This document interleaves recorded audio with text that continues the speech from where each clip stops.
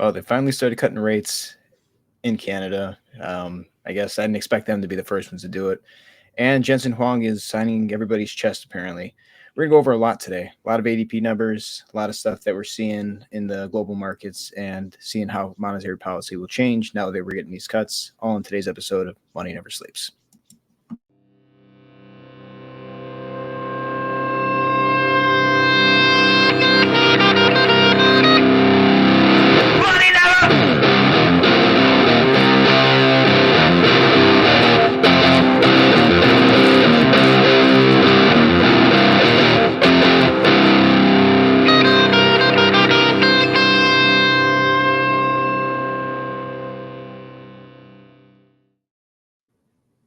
Welcome back to Money Never Sleeps. I am joined today with Mr. House once again. Jay Webb somewhere else doing something. I don't know, elephant hunting. He's always hunting something out there. But before we get into anything, we are not financial advisors. Nothing we say is financial advice. Just a couple of guys love talking about the market. And yeah, we just like shooting shit about things that we're seeing and price action. So, House, we got some pretty big news today. First rate cut out of any of the G7 countries, Canada. Let's put it this way. I didn't expect them to be the first one, but I'm not surprised that they did this. And you made up a great point that they had to do it. So I'll let you take it away on the first part of what are your thoughts? Yeah, so I guess to add a little bit more to it, so Canada dropped their rates from 5% to 4.75, and they said they're going to gradually keep cutting rates. But it's like they needed to do it. They've been pissing off their citizens. You said for the past 12 years, I think, they've really been laying the hammer down post-COVID. Most recently, you got a massive increase on capital gains tax, and just the noise across social media was like, and just the media itself was, holy shit, like this is not good. Canada is going to start moving some people, or some Canadians are going to start leaving Canada. But no, I think this is a win that Trudeau needed. I'm not saying it's a win that's going to offset all of his many L's he's taken, literally since he took office. But no, I think it's a step in the right direction, and hopefully, I hope that this is kind of that nudge to the U.S. It's like, hey, if Canadians start getting happy because 25 basis points get cut, maybe we do something like that, right? And then that leads the market to be a little bit more risk on. But I think ultimately, that window is kind of like we discussed yesterday, or at least like I stated, I think it's probably somewhere around like September that window kind of ends. Yeah, I mean, obviously, we start seeing these countries cut. And I think the ECB also has their meeting tomorrow, if I'm not mistaken, or it's soon, and they're pretty much projected to cut as well. It seems like June is going to be a month of maybe the first rate cuts among some of these bigger countries.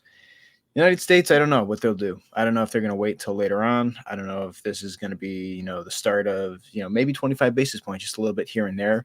But again, I will say this: when your rates are 4.75% now, and pretty much your economy is crumbling underneath your leadership, it's a pretty good chance that it's not going to satisfy too many people, right? 25 basis point cut is probably going to help some people who are trying to get a hold of cash, but I don't think they're still going to borrow at these rates. They're going to wait for it to come down even more. It also is a sign that maybe something in the system is broken, right? We didn't talk about it yesterday, but that Berkshire Hathaway and BMO crash that happened the other day, that glitch, well, it's kind of funny that it happened to BMO Harris, because we know that BMO Harris has a ton of mortgages from their customers on their houses. We know that the mortgage crisis in Canada has absolutely only gotten worse since we covered it on the show, I think like a year ago or something like that. Mm-hmm. So it's nothing right now that I think is going to help any of their consumers, their citizens in their country. I think it just helps a lot more of the top line, obviously institutions and people who need to get a hold of this capital. Doesn't until rates are back at, and I'll say 2%. I think that's probably the most logical, even though I think that they'll probably cut to zero once again if something bad really does happen. It doesn't seem logical to me that this is going to help any of the citizens or sway their minds about Trudeau or anything like that. I also think that it's just problematic and shows you that maybe something in the system actually is broken and we just don't know yet. Right. So I'm really interested to see how some of these banks and obviously these central banks are starting to react to some of this. The U.S. is the wild card. I don't know what Powell or they're going to do because again, we talked about what was it? PCE came in at 0.249, but they rounded down to zero point 0.2, so it came in at expectations. Still pretty hot if you look at it, literally.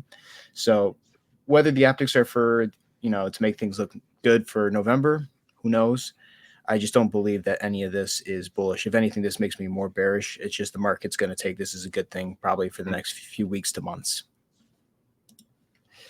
Yeah, no, So I think I'm pretty aligned on that. I think I was speaking a little bit broadly, but no, to your point, it's not going to benefit the average person, but a corporation that's trying to, or an institution, a fund, anyone like that, it's going to be a little bit of slack in the line, so to speak. absolutely right. It comes down to a lot of these corporations want to stay alive, and that's why we're seeing some of these job cuts that are happening. That's pretty much why we're seeing job cuts across the board in the United States, right? We are seeing the private sector absolutely lay people off because they need to save some of that capital. It's getting hard. It's getting hard staying at 5.25, 5.5 for as long as it has. It's the longest that the yield curve has also been inverted since we're going back. I would have to even check the charts. It's a long ass time, right? It's over 22 months. I think it's probably going to be close to 24. I think it actually is 24. So we're getting close to the point where it's just like not feasible for a lot of these companies to survive. It's why we're also seeing bankruptcies, rise in the U.S. I do want to talk about the jobs numbers, and then I want to go into the VIX really quick because I think that everything is kind of aligning. And we can even talk about NVIDIA, and then we'll talk about Bitcoin and ETH because we're seeing some interesting stuff happening there as well. Let's talk about ADP because these numbers are I think the second set of data that we got this week regarding labor that shows that the labor market is actually cooling off in the U.S. Pull up the ADP numbers. This is on Yahoo. You can see that obviously that's the headline, but you can see that the drop is 23,000 private sector jobs month over month, the steepest drop since January of this year. The services are respectable, 149K in non-government jobs, but goods producing positions only came at 3K, which kind of aligns with a lot of the manufacturing that we've seen. We saw the Chicago what was it, the manufacturing data that came in, and it was pretty much a recessionary level. So it was like 2008 was the last time that these levels were here. We're seeing manufacturing across the United States and globally just absolutely plummet. So seeing that they only added a few jobs, not surprising, but the numbers continue to show that there is a bit of a discrepancy, and we're starting to see the labor market definitely cool off. And speaking of discrepancy, I have to share this because I shared this with you and J-Web this morning. The Fed says U.S. overstated job growth by 730,000 job openings crater. Why is this important? Because the market absolutely rallied every time we got jobs data, and it was like, oh no, the labor market's still strong, it's resilient. It's like they've told you stuff this entire time. None of it has to be true, right? They also can't say the wrong thing because then they influence the market. This is kind of what I said yesterday, right? That's why Ben Bernanke back in 2007, I think it was 2008, right after Bear Stearns. He was like, subprime mortgage or subprime crisis is contained. You have to kind of say that stuff when you're in that position, because if you don't say that, then what happens? It's just going to sell off even worse. And I guess who's going to get the blame? You. So this is kind of what we're seeing here. I mean, it just is what it is. Like, I'm not upset that that's the way it is, but they can't be the ones that are the fingers pointed at for a crisis. And when you see something like this, well, maybe there's some questions about how the BLS conducts some of this data. But 730,000 jobs is a big gap compared to what they were saying. Obviously, we're going to get some more data next week. I want to see how that looks, because with everything that's happening this week, and then we also have unemployment coming out Friday, I'm very much aligned with the fact that we're probably going to see unemployment come over 4%. I don't think that's a wild thing to say at this point, right? All the labor data this week is pretty much open the lid on that. Maybe things aren't as rosy as we once thought. Any thoughts on labor market, or you think we're going to start seeing companies hire again? I don't see any companies hiring, even if they cut rates. I don't see too many companies hiring. I mean, the main thing I'm seeing is people looking for jobs, and assuming they probably either resigned or got laid off. But yeah, I mean, I think, looking at, not even that people are going to get fired necessarily, but some of these earnings reports where, tech companies that are traditionally high growth, not necessarily high margin, but high sales, their sales are cutting down, their margins are cutting down. So it's like they're probably on hiring freezes and trying to see, what happens next. Does tech continue pumping and everyone gets some windfall that carries away with them, or I don't know. It's just kind of in a spot of uncertainty for me where I don't think there's going to be tremendous layoff, but probably just like a freeze area of caution. Definitely. And I think that we are seeing the layoffs already underway. And again, maybe even the data that we're getting isn't accurate until we get some of these revisions. And it seems like the revisions are starting to paint a way different picture than we had, 2-3 months ago, right? That's the key thing too. So anything that happens here, maybe it's bad, but it could be worse. We don't know. We really don't know until, time has passed. And that's the unfortunate thing. I do know that if you follow Macro Edge, and I always bring up Macro Edge because they're one of my favorite sources on Twitter, they pretty much track every single layoff that we're seeing in the U.S. Just before I got on the show today, they were talking about Red Lobster's bankruptcy. 135 locations are closing. Cheddar Bay Biscuits are going bye-bye. Sucks to see that. Oh, you know what? I saw a bunch of Pizza Huts were closing too. There were like 103 Pizza Huts nationwide closing or something like that. Pizza Hut lost its luster back in the 90s, early 2000s. I used to love Pizza Hut, man, but now it's I don't know. I don't even eat fast food really, but but it just shows you that these places that were once staples of the middle class are closing down. It's kind of problematic, right? There's not as much money going around to the point where it's like, well, we can go out and eat at Pizza Hut, or we can go out and eat at Red Lobster. Red Lobster try to find the price of supply, meet demand where it needs to be. And they got pretty much destroyed by all-you-can-eat buffet of shrimp that just cost them $15 million. So things like that are going to happen when there's not enough money flowing in the economy, and then the consumers are what would you say the middle class makes up of the United States? Probably like 96, 97% of all Americans that are kind of like lumped into that middle class area. I mean, I feel like it defines. I mean, it's tough to say just because like, what's the definition of the middle class, right? Is it just everything in between the bottom 1% and top 1%, or like what's your area there? So, but yeah, I'd say probably like I'd go closer to 90. I'd say that the middle class is probably like that kind of in the middle. Many of the exterior outliers of upper class and lower class, impoverished area. Absolutely. Just between poverty, having dispensable income, and then also just not being, Warren Buffett. I think that's pretty much my definition of middle class. Before we go any further, Chris, thanks for being here. Scotch and Stocks, thanks for being here as well. Appreciate you guys always. Chris, what are you saying here? The revisions are better. Data, you just get it months late. Completely agree. Not to mention all the fast food places are ridiculously expensive, minus jobs loss, inflation, recession. Let me add to this.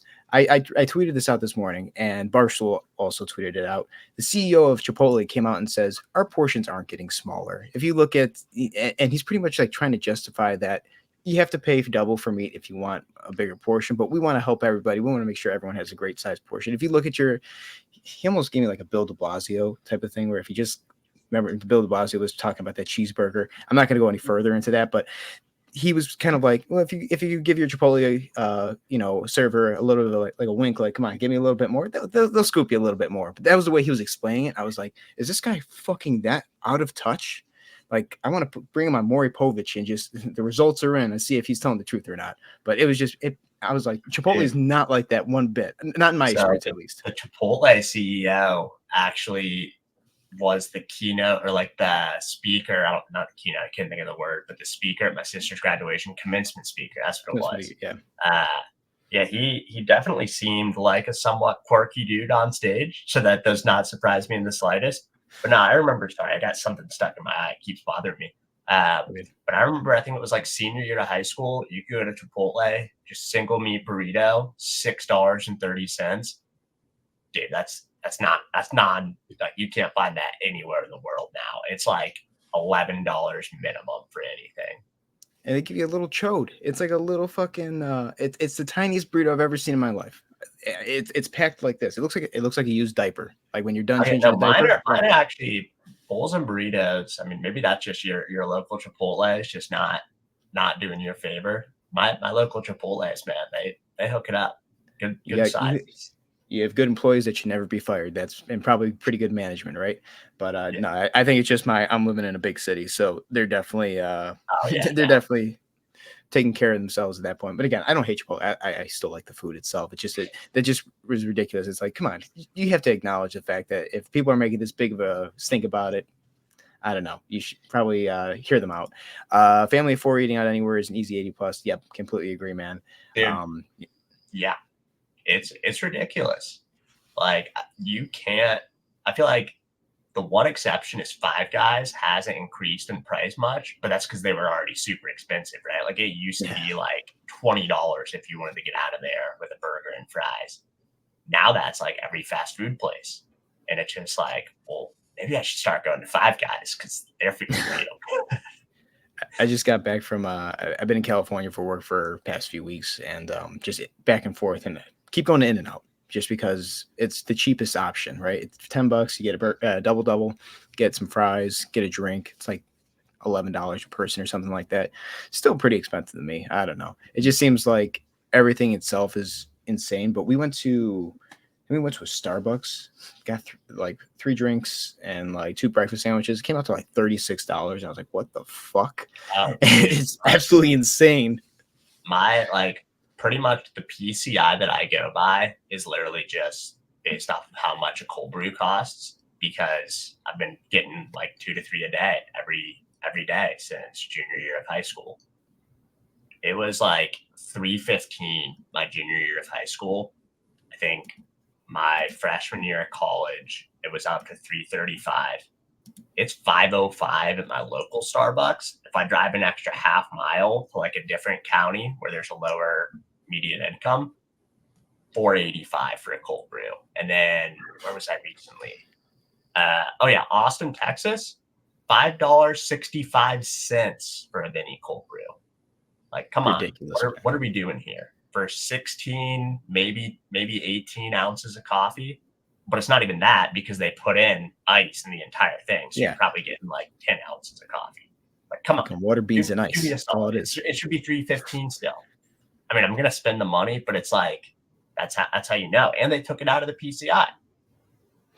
Of course, CPI. right? I keep saying PCI. CPI. It doesn't even matter because none of it's all fugazi, man. They change the calculations every few months, but is what it is. Obviously, consumers have a different perspective than people in the market that are saying everything's fucking great. Sure, all right. We do know that NVIDIA is responsible for over 48% of, I think, the S&P's gains in the past year. I saw that statistic somewhere yesterday. Speaking of which, let's talk about NVIDIA because they just went above 1,200 and I don't even know where it is right now. I'm losing it. $1,210. So let me pull that up right now. And the reason I want to talk about this is because I don't know, man. I see Jensen Huang, and people are just idolizing this guy. I have a problem with that type of shit, where you're almost a personality at that point. Elon Musk got to that level too, right? Where his brand was himself. Jensen Huang is kind of doing the same thing, but the numbers are just very odd. And we look at this, and I have to actually delete some of this because I forgot that in this market, that support resistance, that shit doesn't matter. It just depends on how much money is flowing into one stock that keeps it pushing and how many people try shorting it to the point that you create the Burj Khalifa on the left side. And now we're waiting for the rest of the building to come down the right side. This is absolutely insane. And the reason I bring this up is because it seems like NVIDIA can do no wrong here, right? The numbers are great. Granted, the numbers, we're not talking about vendor financing, credits that aren't paid in cash quite just yet, or they're just kind of like IOUs that kind of are accounting for a ton of their revenue. So I'm very curious to see if we get to a place where this does top off or we do find some support. My problem is that we're kind of built this whole thing on sand. I mean, I look at this and you can say that this is a support right here on 769, but I wouldn't believe you in the slightest. I would say that if you do have any support, it's probably in this range right here between 387 and about 348. I think that's probably your good level of support if that holds, right? You got the 200 here. You got this little, I guess May of 2023 before it shot off support. And then you got this height back in December of 2021, which was the blow off top of that first kind of COVID stimulus bull market that we got. Now, I have a big problem with this right here because we have so many gaps to the upside, and all you need at this point, because NVIDIA can do no wrong, is one little hiccup in the chip manufacturing industry to just absolutely tear this down. And I mean, there's one scenario, I think, Black Swan, that kind of scares me. I'm not going to bring it up, but what would happen kind of leads into my next point, which brings up the VIX, is volmageddon. Now, I'm not saying that this is going to happen at all. I don't know what's happening in foreign affairs, but if something were to happen, say in Asia, that complicates, something with Taiwan, there's a good chance that Nvidia is going to get hit at some point, and not in a kind way. It's probably going to be drastic because there's no support in the way down. Maybe you get a little bit of a stop here, like right under 1,000. Maybe you get a stop here right around the 50 moving average, and this bump down here at 757. But there's a good chance that this is probably going to get front run. You're going to see a lot of positions close before you get any news, to the point where it's just going to be absolutely crazy. Scotch and Stocks knows what I'm talking about. Taiwan fears, right? I'm not saying this is going to happen, but I'm saying it's something that you kind of have to be open to, because when everything is going great, there's only one thing that kind of could turn it around. And I wouldn't be surprised if something like that were to happen. We'd see a lot of pain come for NVIDIA and some of these other chip manufacturers, these AI companies. And the reason I bring this up in regards to the VIX is because the VIX is correlated to the S&P, and we know that NVIDIA now is the second largest holding of the S&P. If this were to crash significantly, let's just say we take 15% off the top, right? That puts us somewhere around 1,000. There's no support there. Let's see where the next level of support would probably be put around 20% down from here, which puts us at 971, the one I said. But say it just keeps going to the point where we don't find support to where it should be support, right around here in this 200 EMA on the weekly. It's a 70% drop. Not saying that that happens, but there's just not that much support in between until we get to this level. Now, if that's the case, think about how much that's going to impact the S&P itself. And maybe it doesn't have to be all at one time. Maybe it's over the course of 2 years or something like that. But if it were to just absolutely fall to this level because of something crazy, or just people kind of we just start to see the entire market fall because of it, the S&P would drastically fall as well. The fact that we're up at this high in the S&P also kind of to my point yesterday that we like to push the market to its absolute extremes and then it crashes. And the reason I would bring that up is probably right here, December of 2021. We had a really good move to the downside to October 2022. And same thing with obviously 2020, right? We pushed it to the absolute top. And then obviously we had a massive correction. And it just seems like the market, that's the type of market that we're in now. It wants to push it to the absolute extreme. And then when it happens, it just takes everything down with it. But the reason I'm saying Judgment Day and I'm kind of concerned, but what we're seeing, not the DXY, I need the VIX, is because I've been charting these patterns for over a year now, to the point where we see how the VIX breaks out, right? We see that it stays within these wedges, and then eventually, as we get to the apex of this, right when it's about to break out, it comes out and you get a really fast wick to the upside. This is 2015, a little bit different because obviously we had the GFC back here. But if we look at some of the more modern ones, we had volmageddon, which absolutely broke out from this one that we had starting in February 16 all the way to December of 2017. We got this in February of 2018. Volmageddon started it. And then we started putting in lower wedges, lower, and it kind of led us into the pandemic spike. Now, from 2020 to where we currently are, we're coming to the end. We're at this apex, and this ends at the June apex. That's why I'm very concerned to see what happens after that date, because if this is a pattern that is repeated in history, where we get to the point where it's just cooling up, and then we just get one thing that freaks the shit out of markets, you're going to have a really good volume spike that could absolutely scare everything. And with NVIDIA being so strong here, if it has something to do with that, I wouldn't be surprised if you see Volmageddon kind of play out this year or sometime maybe early next year, just because we're overdue for a huge spike in the VIX. And we know that a lot of people are short that trade, and the opposite people that are short that volatility trade are market makers who can unwind that like they did back in 2018. So I'm very curious to see if something like, say, this is the one that I've been messing around with. This is the SVIXy. I bring it up from time to time, but when that trade reverses, you see a massive crash. Like this one here it was trading at one point $278, crashed all the way down to 20 on Volmageddon in a matter of 3 weeks. And then we also see 2020 pandemic spike, obviously trading around 34, crashes all the way down to 12. And we are about 4 years into this, and we are waiting to see if we're going to get something crazy happening. Now with the weekly, it's getting very close to overbought, so I'm sure it'll be overbought in the next week or so. The monthly is completely overbought. And this is the fun part. We're seeing the volumes drop significantly while the price is pushing up. And as we were talking about with NVIDIA is getting very close to being overbought completely too. On the monthly, sure, completely overbought. We know that. On the weekly, still got about 2 or 3 weeks before this gets absolutely really frothy again, right? You can see that the volumes have been dropping as the price is pushing up once again on the weekly. So I'm kind of saying that there's a good chance all this is interconnected. I'm not saying that the Taiwan. I think I agree with Scotch and stocks just because how heavy this market is focused on AI and chips making right now. I agree that this would crash the market, but I'm just not convinced that this 100% is the reason. But it does seem like it's a very plausible thing that could happen. Now, what am I looking for if that's the case? I'm looking for maybe a lot of positions on Nvidia to start closing. Right now, it's the most traded stock in the market. I think the volume yesterday was like 45 million or something like that, and it was higher than all of the other top 5 stocks in the market combined. It's absolutely insane how much pressure is being put on Nvidia. So I think that is some type of black swan that, again, markets have pushed everything out of sight. Were to happen, it's a good chance that we could see that volmageddon. So I think they're kind of interconnected at this point. Nvidia, I don't know where it goes, but I think that it's enough of a drop that could scare the S&P and also cause volatility to spike to maybe 40 or even 50 if given the chance, just because of how long it's been winding up. Yeah, no, I'm not gonna lie. I've been a little bit distracted watching watching this ETH chart. Oh yeah, let me pull that up too. It's been pushing up, yeah, past 30 minutes. It's kind of fighting here around 38.70. Hit 38.69, started going down, but it's holding strong. Let's see. I'm pulling it up.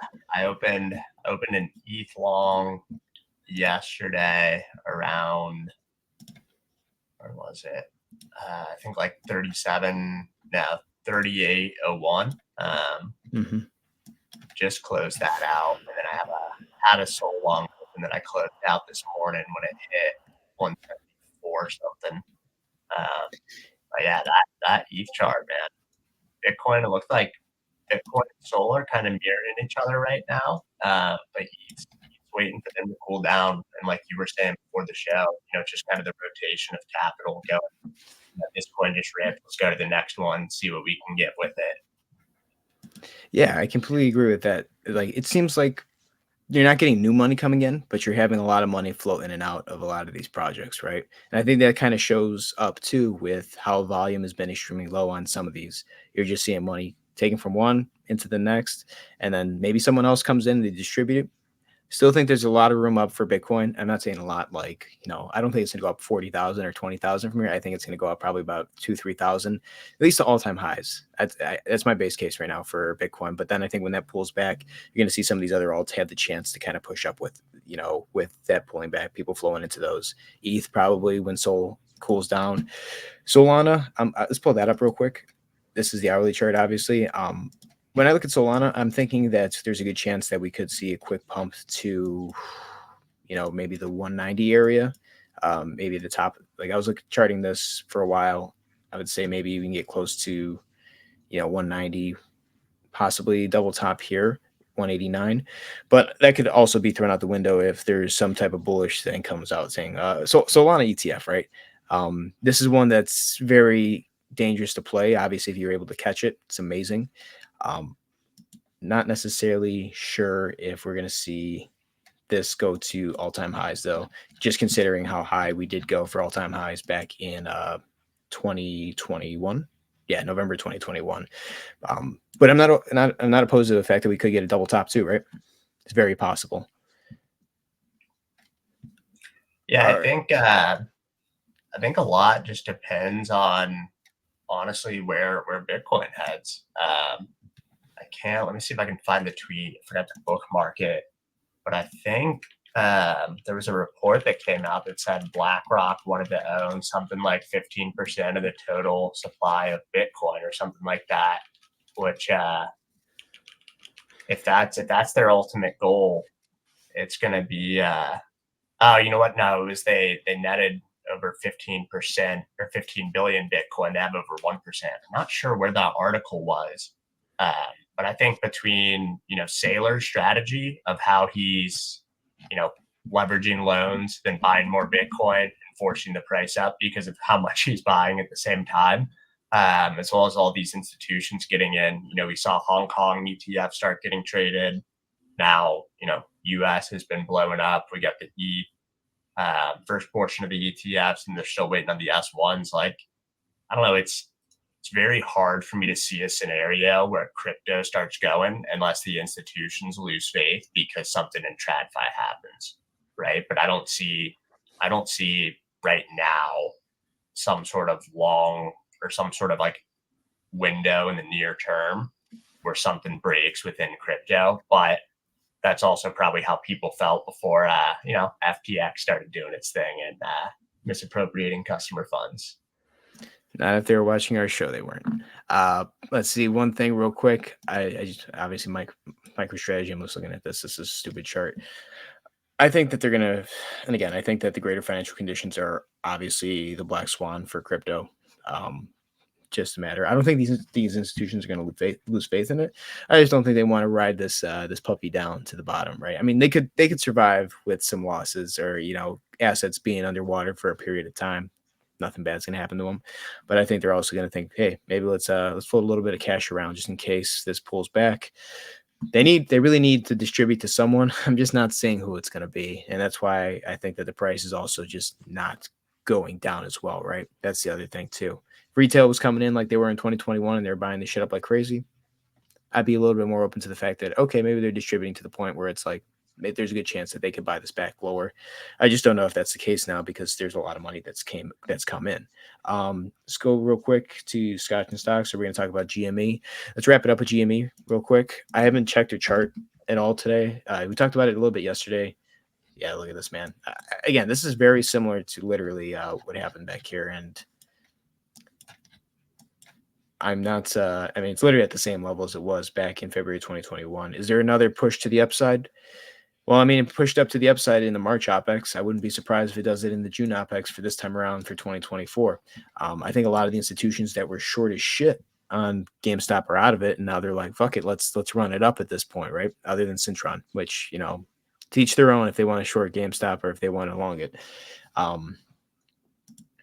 So what I hear is options trade. I did see something about Keith Gill about all of his shares. There's not enough call sellers to pretty much for him to profit completely off of his trade. I thought it was hilarious. So I feel like he's got the upper hand in that market, but also I'm not necessarily sure if he's going to be able to collect on that trade itself. We'll see. But this is something that I think is also very indicative of trapping people and getting people back into the market, right? GameStop didn't do shit for the longest period of time, just bleeding out. People were talking about GameStop for a long time, and then this guy comes back, tweets, and then obviously people are excited. You really do need retail to be excited for them to come in and distribute a lot of this, and obviously maybe say that there's someone to blame for the market crashing because retail got greedy or something. Like, there's always a narrative. There's always something that needs to happen. We need to see that distribution happen in order to be that transfer of wealth where they're okay with letting the market pull back a little bit or significantly to whatever extent it is. The last thing I do want to pull up, because I forgot to mention it when we're talking about the VIX, is I think I saw a bull flag forming on the VIX, and I know I'm addicted to the VIX. I'll admit it. I'm just watching this thing pretty much play out, but it's one right here. I think. Let me get rid of this bottom line. Let's get rid of this one here. We know where it's going to meet. It's obviously June, but let's pull up the parallel channel and let's see. Is it here? I think it's right here. It's trading in a bit of a parallel channel, right? But this is the thing I was talking about. That's 100% a bull flag, right? And maybe it comes down. I wouldn't be surprised, and you can mark this word right here, that bottom line of that parallel channel. If we get to the June 21st OPEX and everything is going sky high, and we're already seeing the market right now absolutely rally off of Canada and all that news, and people pricing in rate cuts, I wouldn't be surprised if the VIX drops down to below 10, like 978. Would not be any different than what we saw back here in let's see, where is it? It's 2018, somewhere around here. We could be at the January 2020 or even some of the 2018 levels, and from there we find significant support, and at that point might be a great chance to get into the VIX. I'm not saying that you should. I would probably be looking at some VIX trades down here because at the end of this apex, and we're also at the bottom of what seems like a bull flag, that's probably where I feel safe deploying some capital. But just something to keep an eye on. The VIX you can't necessarily do technical analysis on, but you can look at trends, and the trends do seem to line up with how things have reacted in the past. And again, this is ultimately what's most important, because if we do start this, if this is signifying that something could happen, then there probably is something that's going to happen in the greater index market, obviously the S&P and the NASDAQ. So that's all I wanted to add. Obviously, like I said, that's the only thing I'm really watching right now in trading, because I think that it's definitely a trade that people aren't paying attention to, and I think that's where I can find the most value in this market for the least amount of risk. So that's just why we keep covering it. Is there anything else you want to talk about today, House? Anything that's on your minds or you think is worthy? No, nothing too big. I think we're probably going to see a little bit of volatility throughout the rest of the day in crypto. I think the trading day ends in 5-6 hours or so for crypto based on UTC. So yeah, I think we're going to potentially see either another big spike from ETH or maybe a pullback into the support closer to like 3,700 range, mid 3,700s.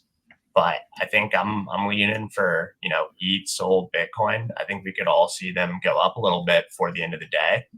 And then I think probably chop through the weekend, and what's Monday, the 9th? I think that's gonna be a big volatile day.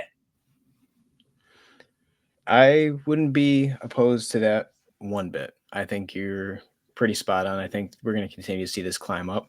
I think there could be liquidations back and forth. So we'll take a look at some of the CoinGlass stuff Friday before we head into the weekend to see where liquidations rest. Maybe even how some people are positioned, because there's definitely going to be some movement, I think, fairly soon. I also think that we're probably going to see some of these alts outside of those three maybe not perform nearly as well, but you might see them go up a little bit with it. I could see it. I think what happens is we get a pretty big move up, and then we see like an up and down volatile chop, and that's what's going to cause a lot of liquidations. Is we'll see if it's not a move up, if it's a move down, then a bunch of people are going to start saying like, oh, this is going to be the continued down. We're going to bounce right back up. It's going to go up maybe like 3 to 5% each way. People over leverage because they think this is the end of the pattern. Not everyone, bunch of people get liquidated, but either low leverage or just spot traders going to end up feasting wherever it ends up heading ultimately, which I think is up at this point. I agree. And it's very hard not to be a believer in this if it continues to go up, right? And that's exactly what we need to get distribution going. We need more people in the market. So we'll leave it at that for today. I'm very excited to see how this plays out. We'll be back. We follow us on Twitter. We'll see what days we're back for. We should be back for most days this week. But I'm gonna wrap it there. Thank you for everyone being here. Scotch and Stocks. Thank you for the emojis. I've never seen these before, but I love them. And then Chris, obviously, thank you for being here as well. Anyone else is watching, Ace, everyone. Randy, I'm drawing absolute fucking blanks right now. So we'll see you guys soon. Take care and have a good one. Later.